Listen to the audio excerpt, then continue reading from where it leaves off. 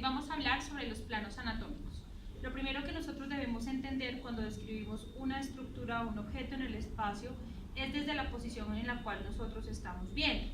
Cuando nosotros nos referimos, por ejemplo, a un modelo anatómico, pensando en un cuerpo humano, podemos ver que dependiendo de la posición en la cual se encuentre, nosotros hacemos la descripción. En este caso, esta será una vista anterior del objeto, esta será una vista lateral y esta será una vista posterior. Teniendo en cuenta esto, nosotros tenemos unos planos y unos ejes en el espacio que nos permiten describir las estructuras según la necesidad a lo cual nosotros la apliquemos. En este caso, nosotros debemos intentar imaginar, ¿cierto? No solamente lo que nosotros podemos ver o lo que podemos encontrar, sino la utilidad para la cual nosotros la vamos a usar. Tengo como referencia, esto es un cartón y esto es un esfero, donde mi lámina va a hacer referencia al plano, que sería como la forma en la cual yo estoy viendo en el espacio un segmento o un objeto. Si yo ubico, por ejemplo, mi plano en esta posición respecto al objeto porque quiero visualizar una porción derecha y una porción izquierda, a este plano se le llama plano sagital. Si por el contrario yo ubico mi plano en esta posición donde yo quiero ver una porción superior y una porción inferior del objeto, hablo del plano transverso. Y si yo coloco o ubico o dimensiono en el espacio mi plano, ¿cierto? Desde esta posición donde el resultado es una porción anterior y una posterior, a esto le llamaré plano frontal o plano coronal. Vamos a trasladar esto a modelos anatómicos. Por ejemplo, yo tengo un cráneo y este cráneo tiene un corte en el plano transverso que me permite ver el objeto, ¿cierto? Una porción superior, una porción inferior. El corte de este cráneo se le hizo de forma transversal, en el plano transversal. En este objeto tenemos el mismo cráneo, pero se le hizo un corte en el plano sagital. Como resultante tengo una porción derecha y una porción izquierda del objeto.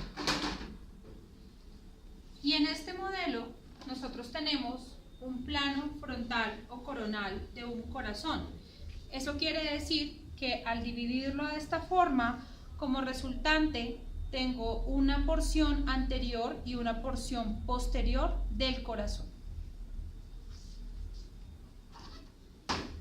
Nosotros, dependiendo de la utilidad que le demos a la estructura anatómica, utilizamos los diferentes planos y por ende también podemos hacer las descripciones. Por ejemplo, revisemos este modelo anatómico de cabeza donde el plano sagital, ¿cierto?, se evidencia y me permite ver las estructuras internas que hay en el modelo. En este caso tenemos un modelo con diferentes cortes en el plano transverso que me permite ver las estructuras desde otra posición en el espacio y que me permite al mismo tiempo ubicar lo que se encuentra en su interior y cómo referenciarlas dependiendo de la distancia en la que están ubicadas. Ahora vamos a hablar de los ejes.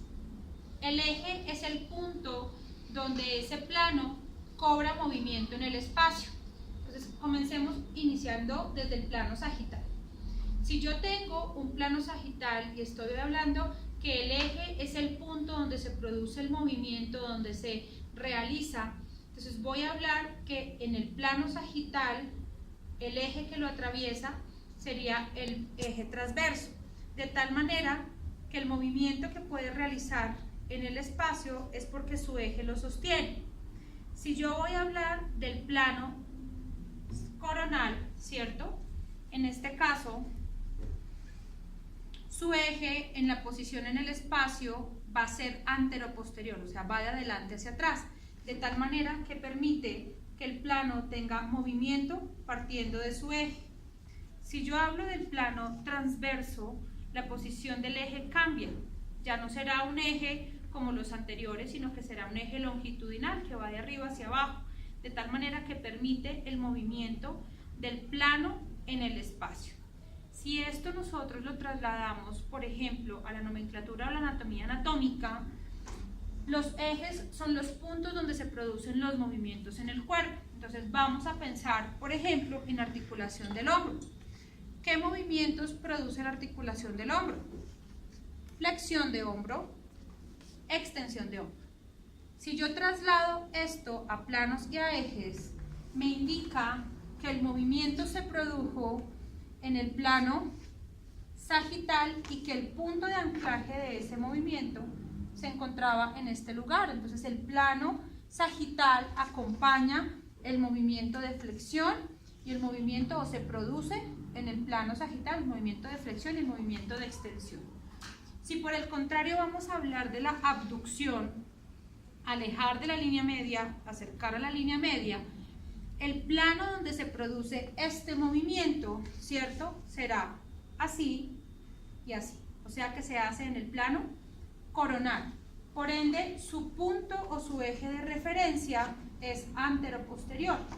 O sea que cuando yo realizo el movimiento, en esta posición iría el eje para que el movimiento se produzca en el plano coronal. Si realizamos los movimientos rotacionales, ¿cierto?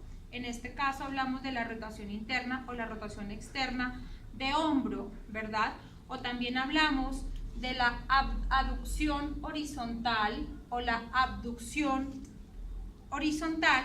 Son movimientos que se realizan en el plano transverso. Eso quiere decir que su eje, ¿cierto? El movimiento se produjo en este plano y su eje, por consiguiente, va a ser longitudinal. Es como si tuviéramos el eje del movimiento en esta posición y a partir de ahí se realizara el movimiento. Los planos y los ejes nosotros los podemos trasladar a las diferentes articulaciones a nivel del cuerpo. Cabeza, ¿cierto?, a nivel del cuello, de la columna, a nivel de la cadera, el codo, la rodilla. Las diferentes articulaciones realizan movimientos y nosotros podemos referenciarlos a partir de los diferentes planos y ejes que hay en el espacio.